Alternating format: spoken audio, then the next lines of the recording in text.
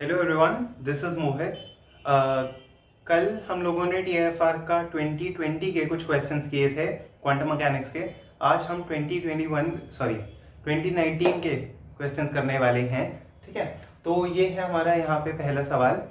Question दे रखा है a particle satisfies modified Schrodinger's equation. तो हमको एक थोड़ी modified version of Schrodinger's equation दे रखी है, वो है -h²/2m del 2 psi by del x square. ये तो वही है जो हमारी श्रोडिंजर इक्वेशन में होता है, plus iota h cut u del psi by del x। Normal Schrodinger equation में यहाँ vx इंटू साई एक्स होता है, यहाँ क्या दे रखा है iota h cut u del psi by del x। ठीक है, equals iota h cut del psi by del t। ये भी हमारी टाइम डिपेंडेंट इक्वेशन में होता ही है ना।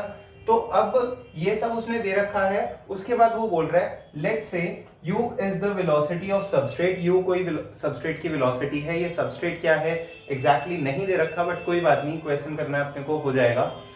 फिर वो कह रहा है if now the particle is treated as a Gaussian wave packet. अगर हम ये पार्टिकल को एक गॉसियन वेव पैकेट की तरह ट्रीट कर लें, ठीक है, तो ये बताओ कि जिसका वेव नंबर k हो, फाइंड द ग्रुप वेलोसिटी। तो हमारे इसकी ग्रुप वेलोसिटी बताओ।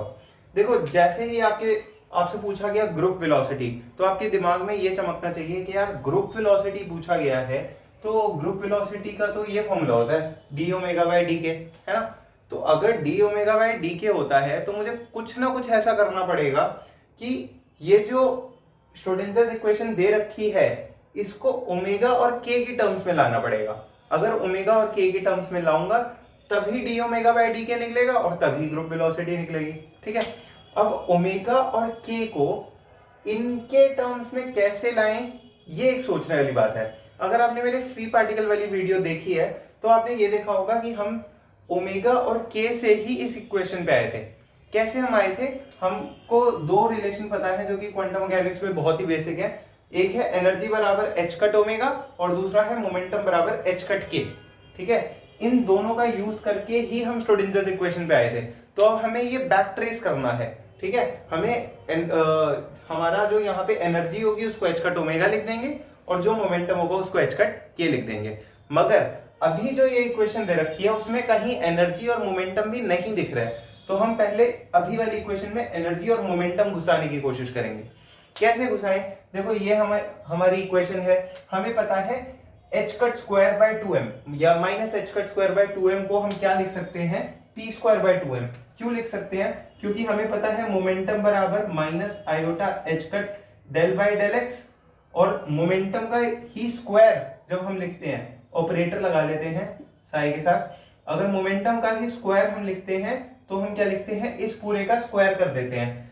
h कट का स्क्वायर हो गया -1 का स्क्वायर हो गया 1, आयोटा का स्क्वायर हो गया -1, और डेल बाय डेल एक्स का स्क्वायर ये डेल 2 बाय डेल एक्स 2। ठीक है, it's not exactly the square of it, but P square ये आता है, ये हमको पता है ना, इनटू साई। ठीक है, तो ये तो जो हमारा ये चीज दे रखी थी h cut square by 2m माइनस h cut square by 2m, उसको h cut square by 2m into d2 by dx2, उसको इस चीज को हम रिप्लेस कर देंगे p स्क्वायर से। तो यहाँ अगर h cut square by 2m d2 by dx2 है, इसको आप p स्क्वायर बाय 2m भी लिख सकते हो। ठीक है, तो यहाँ पर इस पूरे की जगह हम लिख देंगे p square by 2m into Sai. ठीक है, चलेगा। दूसरा, ये जो चीज दे रखी है इसको अगर ध्यान से देखो, यहाँ है आयोटा h का del psi by del x। अब आयोटा h का del psi by del x से किसकी याद आती है, मोमेंटम की याद आती है, लेकिन मोमेंटम में एक माइनस होता है, तो हमने यहाँ पे एक माइनस इधर रखा और u के साथ भी एक माइनस ले लिया। ठीक है, ताकि माइनस माइनस प्लस हो जाए। इस चीज को हम p ऑफ साई लिख सकते हैं और इसको माइनस u ऐसे ही रहने देते हैं। तो इस चीज को p ऑफ साई लिख दिया और माइनस u को ऐसे ही रहने दिया। और आयोटा h का del psi by del t को, इस पूरे को हमने e ऑफ साई लिख दिया। ठीक है, एक्चुअली इस चीज को स्टेशनरी स्टेट्स के केस में या टाइम इंडिपेंडेंट श्रोडिंगर इक्वेशन के केस में लेना ज्यादा सही रहता है, बट न्यूमेरिकल सॉल्विंग में आप कर सकते हो, थोड़ा बहुत चलता है। तो इस पूरे को हमने ऐसे लिख दिया। अब यहाँ इस पूरी इक्वेशन में आपको मोमेंटम और एनर्जी सिर्फ ये दिख रहे हैं, तो अब आप क्या करो, मोमेंटम की जगह h कट k डाल दो, यहाँ हर जगह h कट k डाल दिया, और एनर्जी की जगह h कट ओमेगा डाल दो, यहाँ h कट ओमेगा डाल दिया। तो फाइनल जो इक्वेशन बन गई फाइनल जो इक्वेशन है वो पूरी की पूरी ओमेगा और के में है। ठीक है, देखो ओमेगा बराबर ये पूरा जो कि के में था। बस अब डी ओमेगा बाई डी के निकाल दो, डी ओमेगा बाई डी के निकाला, ये आ रहा है एच कट के बाई एम माइनस यू, जो कि था हमारा ऑप्शन नंबर सी। ठीक है, ऑप्शन नंबर सी। बस ओके, ये है हमारा नेक्स्ट क्वेश्चन। हमको एक एसिमेट्रिक स्क्वायर वेल पोटेंशियल दे रखा है कुछ इस प्रकार का। देखो अगर ध्यान से देखोगे तो ये एसिमेट्रिक ही है। क्यों? क्योंकि यहाँ पर पोटेंशियल जीरो है। यहाँ Vx वर्सेस x का ग्राफ है, तो इधर पोटेंशियल जीरो है, इधर ज्यादा नेगेटिव है और इधर कुछ कम नेगेटिव है। अगर ये सिमेट्रिक पोटेंशियल वेल होता तो ये भी यहाँ पर जीरो पे आ जाता है ना, तो वो particle in a box type की कंडीशन बन जाती। अब वो हमसे पूछ रहा है कि इनका प्रोबेबिलिटी डेंसिटी ग्राउंड स्टेट की कैसी दिखेगी, प्रोबेबिलिटी डेंसिटी ग्राउंड स्टेट की कैसी दिखेगी। देखो अगर ये सिमेट्रिक पोटेंशियल वेल होता, मतलब कि कुछ इस प्रकार का, ऐसे ऐसे ऐसे ऐसे, ठीक है, तो इसका हमको पता है इसका ग्राउंड स्टेट की प्रोबेबिलिटी डेंसिटी कैसे दिखती है, कुछ इस प्रकार की, है ना, कि बीच में यहाँ पर मैक्सिमम होता है, जहां पर पोटेंशियल सबसे कम है वहां पर प्रोबेबिलिटी पाए जाने की सबसे ज्यादा होती है, और साइड्स में जहां पोटेंशियल एकदम इनफाइनाइट स्लोप से बढ़ रहा होता है वहां पर जीरो हो जाती है प्रोबेबिलिटी पाए जाने की, है ना, कुछ ऐसा होता है। अब हमारा है एसिमेट्रिक। देखो वही लॉजिक यहां पे अप्लाई करोगे तो हो जाएगा। जहां पे प्रोबेबिलिटी जहां पर ये कम है, मतलब कि अच्छा ये सिर्फ ग्राउंड स्टेट में ही होगा, फर्स्ट एक्साइटेड सेकंड एक्साइटेड उसमें हमेशा ये चीज नहीं होगी। ठीक है, तो जहां पर हमारा क्या नाम है पोटेंशियल सबसे कम है वहां पर पाए जाने की प्रोबेबिलिटी सबसे ज्यादा होगी। तो भाई यहां पर भी हो रहा है, यहां पर भी हो रहा है, यहां पर भी हो रहा है, यहां पर भी हो रहा है, क्योंकि हर जगह बीच में प्रोबेबिलिटी सबसे ज्यादा दिखा रहा है ना, तो मतलब हर जगह हो रहा है। लेकिन ये सिमेट्रिक तो नहीं है। अगर ये सिमेट्रिक होता तो ये कुछ ऐसा या ऐसा कर्व बनता, तो ये दोनों ऑप्शन तो पहले ही एलिमिनेट कर दो, है ना, ये दोनों तो पहले ही एलिमिनेट कर दो, क्योंकि ये दोनों तो तब आने थे जब सिमेट्रिक केस होता। अब तो ये एसिमेट्रिक केस है, तो या तो ये आंसर होगा या ये आंसर होगा। मगर अगेन उसी लॉजिक से आप जाओ, जहां पर पोटेंशियल सबसे कम है, जहां पर पोटेंशियल सबसे कम है वहां पर पाए जाने की प्रोबेबिलिटी ज्यादा है, तो पोटेंशियल इसमें कम है, मतलब इससे इसमें कम है, और यहां पाए जाने की प्रोबेबिलिटी ज्यादा होनी चाहिए, मतलब ए से आगे पाए जाने की प्रोबेबिलिटी ज्यादा होनी चाहिए और माइनस ए से पीछे पाए जाने की प्रोबेबिलिटी कम होनी चाहिए। तो वो किस केस में हो रहा है? इस केस में, क्योंकि यहां ए से आगे पाए जाने की प्रोबेबिलिटी ज्यादा है देन माइनस ए से पीछे पाए जाने की प्रोबेबिलिटी। ठीक है, इसमें बिल्कुल उल्टा दिखा रही है। ठीक है, तो इसके हिसाब का जो एसिमेट्रिक पोटेंशियल होगा वो कैसा होगा, वो कुछ इस प्रकार का होगा कि ऐसा ऐसा ऐसा और ऐसा। क्यों? क्योंकि यहां पर प्रोबेबिलिटी कम होनी चाहिए पाए जाने की, और यहां पर ज्यादा होनी, सॉरी, यहां पर प्रोबेबिलिटी ज्यादा होनी चाहिए पाए जाने की, और यहां पर प्रोबेबिलिटी कम होनी चाहिए। क्यों? क्योंकि यहां पोटेंशियल ज्यादा कम है, तो यहां पोटेंशियल कम है तो यहां पाए जाने की प्रोबेबिलिटी ज्यादा, और यहां पोटेंशियल ज्यादा है तो पाए जाने की प्रोबेबिलिटी कम। ठीक है, तो ये है हमारा चौथा सवाल। इसमें थोड़ा सा आई वुड से कंट्रोवर्सी सी है आंसर में, अभी आप देखोगे। एक बार आप इसको खुद सॉल्व करना तो आपको समझ में आ जाएगा मैं क्यों कह रहा हूँ। चलो तो जो क्वेश्चन है वो है कि ये एक्साइटेड गैस है, an excited gas of spinless charged particles, हमारे पास कुछ स्पिनलेस चार्ज्ड पार्टिकल्स हैं, is confined in an infinite square well potential. उसको हमने एक स्क्वायर वेल पोटेंशियल के अंदर बंद कर दिया। ठीक है, अब वो कह रहे हैं जिसकी विड्थ a थी, is found to radiate a spectrum whose alpha line has a wavelength of 816 nanometer, और अल्फा लाइन के ब्रैकेट में उसने लिखा हुआ था द लॉन्गेस्ट वेवलेंथ लाइंस। ठीक है, तो मतलब कि जब हमने उसको पार्टिकल को एक डब्बे में कन्फाइन किया तो उसके अंदर से कुछ रेडिएशंस निकल रही थी, और उन रेडिएशंस में से जो मिनिमम वेवलेंथ वाली रेडिएशंस थी उनकी वेवलेंथ ये थी। ये सब हमने एक्सपेरिमेंटली फाइंड आउट किया, ऐसा समझ लो। ठीक है, अच्छा, if width a is halved अब जो ए की विड्थ थी उसको हमने आधा कर दिया।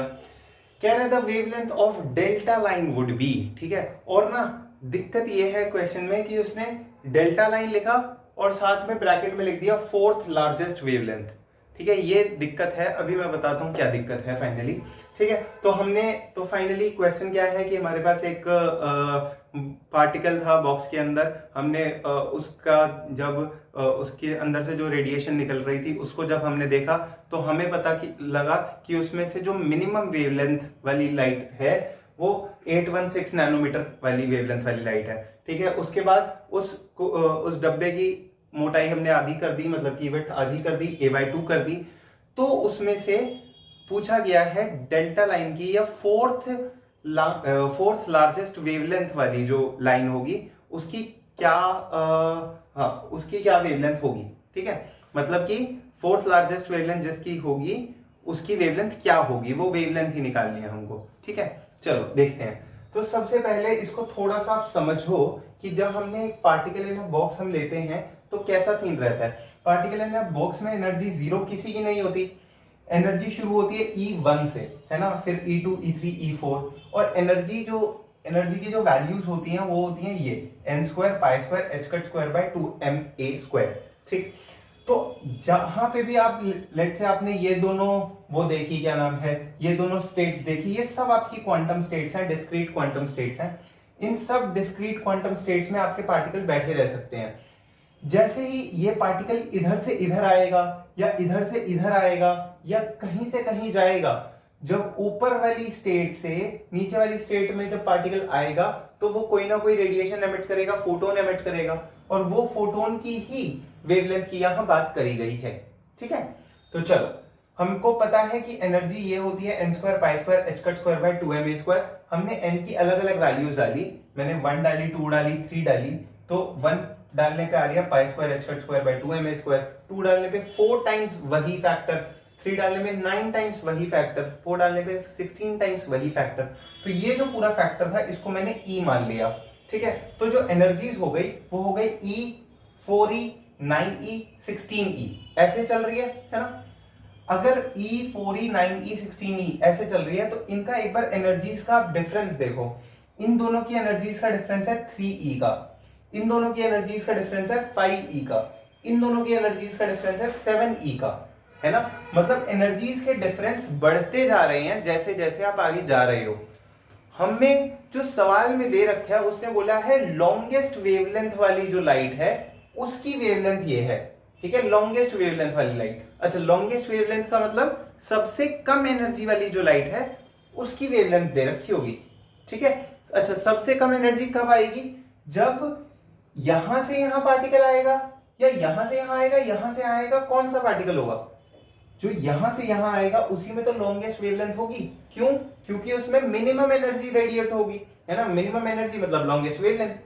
तो मतलब कि हमारा ये चीज दे रखी है, यहां से यहां पार्टिकल आया है तो 3E वाली एनर्जी के कॉरेस्पॉन्डिंग वाली वेवलेंथ उसने हमको दे रखी है। इतना तो हमको समझ में आ गया।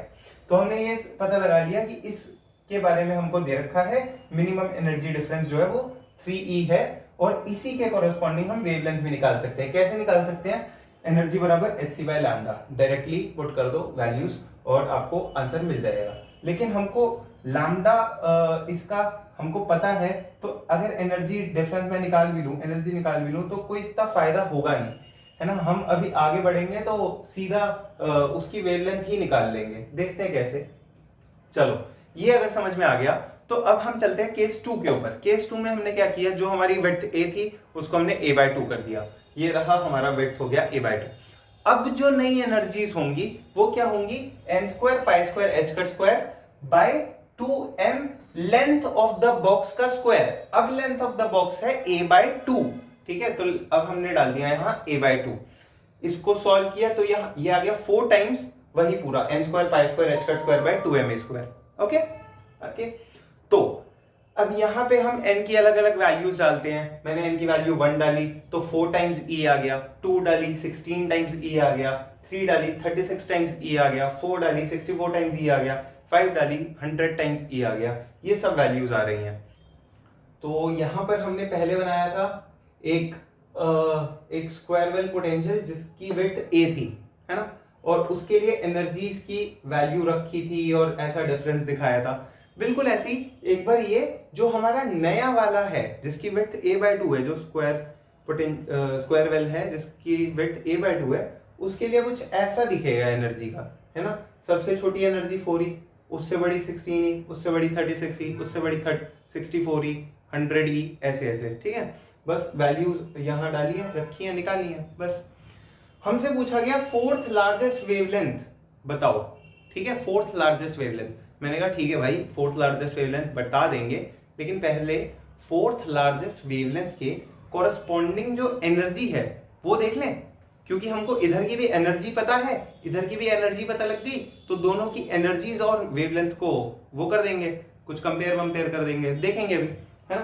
तो मैंने कहा पहले हम एनर्जी देख लेते हैं क्या होगी।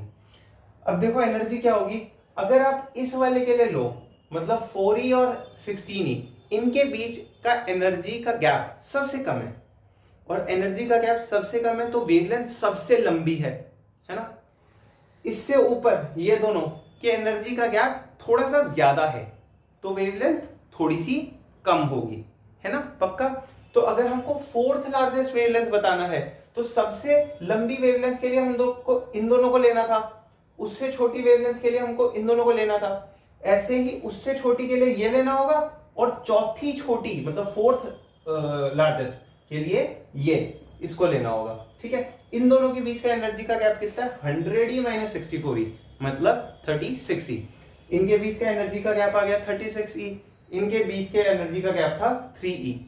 इनके जो बीच का एनर्जी का गैप था 3e, उसके कॉरेस्पॉन्डिंग वेवलेंथ थी 816 नैनोमीटर, तो इनके बीच का एनर्जी का गैप है 36e, इनके कॉरेस्पॉन्डिंग जो वेवलेंथ होगी वो क्या होगी, कैसे निकालोगे, आपको पता है E बराबर hc बाय लैम्डा, है ना, E बराबर hc बाय लैम्डा, मतलब E inversely proportional to lambda, बस इसमें डाल दो।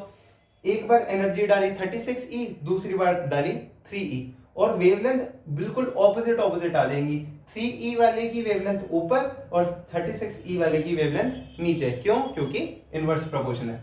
तो लैम्डा 2 आ जाएगा लैम्डा 1 बाय 12, बस सॉल्व किया है, 336 को काटा है, तो लैम्डा 1 बाय 12 आ जाएगा, मतलब 816 बाय 12, मतलब 68 नैनोमीटर, ठीक है, कितना आ जाएगा, 68 nanometer. But the problem is जो ऑप्शंस हैं उनमें कहीं पर भी आंसर ये नहीं है, ठीक है। तो दूसरी चीज जो शायद हो सकती है मे बी, वो है कि उसने डेल्टा लाइन बोला है। यूजुअली जब हम अल्फा बीटा गामा डेल्टा बोलते हैं ना, तो वो ये होता है कि अल्फा का मतलब है आपको E1 पे आना है, कहां से, E2 से, E2 से E1 पे आए तो अल्फा, E3 से E1 पे आए तो बीटा, E4 से E1 पे आए तो गामा, और E5 से E1 पे आए, E5 से E1 पे आए तो डेल्टा, ठीक है। तो ये होगा डेल्टा लाइन कौन सा है, E5 से E1 में भी ऐसा हो सकता है। तो अगर उस हिसाब से हम करें तो मतलब हम E5 से 100 डेल्टा से E1 पे 4 डेल्टा पे आए हैं, तो इनके बीच का एनर्जी का गैप कितना हो जाएगा, 96e, ठीक है, और डिवाइड कर दिया उसको 3e से, अगेन लैम्डा 1 लैम्डा 2 सॉल्व किया, तो यहां लैम्डा 2 जो आ रहा है वो 26 ऑलमोस्ट 26 नैनोमीटर आ रहा है। बट द प्रॉब्लम है ऑप्शन में ये भी आंसर नहीं है, ठीक है, तो 26 नैनोमीटर आंसर नहीं है, लेकिन जो उसमें आंसर है, मतलब ऑप्शंस में आंसर है वो 0.26, वो ये दोनों दे रखे हैं, एक तो 26 नैनोमीटर, नहीं सॉरी 26 नैनोमीटर शायद है ऑप्शन में, ठीक है, तो हो गया आपका 26 नैनोमीटर अगर ऑप्शन में है तो आंसर हो गया, वरना आप ये भी चूज कर सकते हो 0.306 माइक्रोमीटर, क्योंकि ऑलमोस्ट वही आ जाएगा। बट जो क्वेश्चन में थोड़ा गलती थी वो यही थी कि उन्होंने यहाँ पे तो लिखा फोर्थ लार्जेस्ट वेवलेंथ, और फोर्थ लार्जेस्ट वेवलेंथ का मतलब आपको 100e से 64e पे आना था, लेकिन उसके लिए कोई आंसर था ही नहीं, ठीक है। तो शायद ये मार्क्स टू ऑल वाला क्वेश्चन था, ठीक है, मार्क्स टू ऑल, MTA कहते हैं जैसे, है ना। चलो, आई होप आपको ये सब समझ में आ गया होगा, और हो सकता है क्लासिकल मैकेनिक्स के भी आज रात को मैं कुछ वीडियो डालूं क्लासिकल मैकेनिक्स के कुछ क्वेश्चंस, और अगर आपको कोई स्पेसिफिक डाउट हो मे बी तो आप पूछ सकते हो ऑन व्हाट्सएप और कमेंट्स और व्हाटएवर, ठीक है। और ऑल द बेस्ट, अच्छे से देना कल का एग्जाम, डरना मत क्योंकि ये कोई लास्ट एग्जाम तो है नहीं, जैम का तो अभी है ही, है ना। और ये जो TIFR का एग्जाम आता है ये यूजुअली थोड़ा ट्रिकी सा आता भी है, ठीक है। मतलब ऐसा नहीं होगा कि बहुत कोई मुश्किल क्वेश्चन होंगे, बट हाँ ट्रिकी जरूर हो सकते हैं। तो try to understand the trick I would say, क्योंकि जैसे आपने फर्स्ट वाला क्वेश्चन भी देखा जो आज हमने किया, उसमें भी एक ट्रिक ही तो लग रही थी कि यार ओमेगा को, मतलब एनर्जी को h कट ओमेगा लिख दो और मोमेंटम को k की टर्म्स में लिख दो, एक अलग सी ट्रिक ही लग रही थी। अगर आप ट्रिक समझ पाओगे उनकी तो आई होप आप कर लोगे। तो all the best, bye bye.